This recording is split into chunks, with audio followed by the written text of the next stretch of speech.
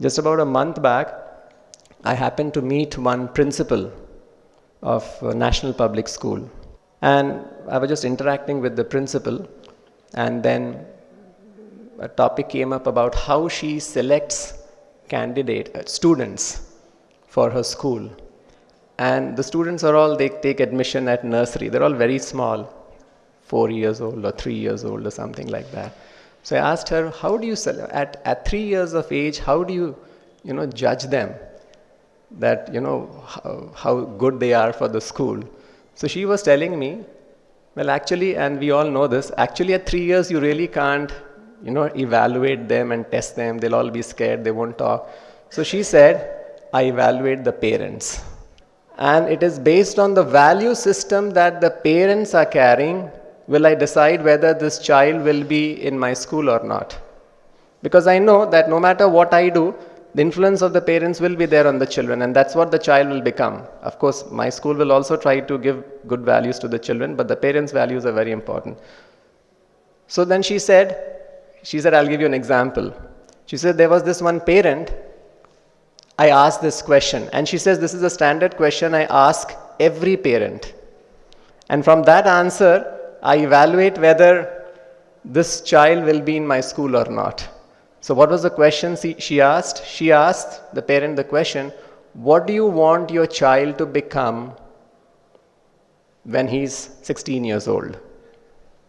And what do you want him to be like when he grows up? So the parent gave the answer, I want him to respect me.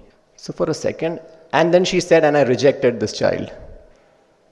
So for a second I couldn't understand. Because it was a very good thing that the father had said, I want my child to respect me. It's a very nice thing. Who doesn't want this? And child must respect their parents. But she says that she didn't like it because why did the father say, I want my child to respect me? Why everything towards oneself? This shows the ego. She should have replied, the father should have replied, I want my child to respect everyone.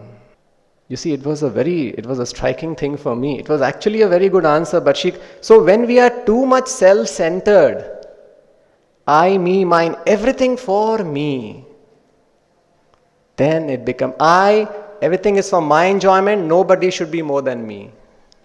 So even for respect, or even for good things, why not the good things for others? Why the good things only for me? So this false ego is what is actually binding us in this material world. We have to give up this ego.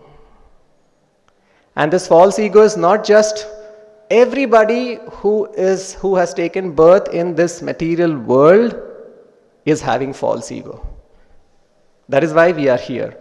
Including great personalities, even in the upper planetary systems, have false ego.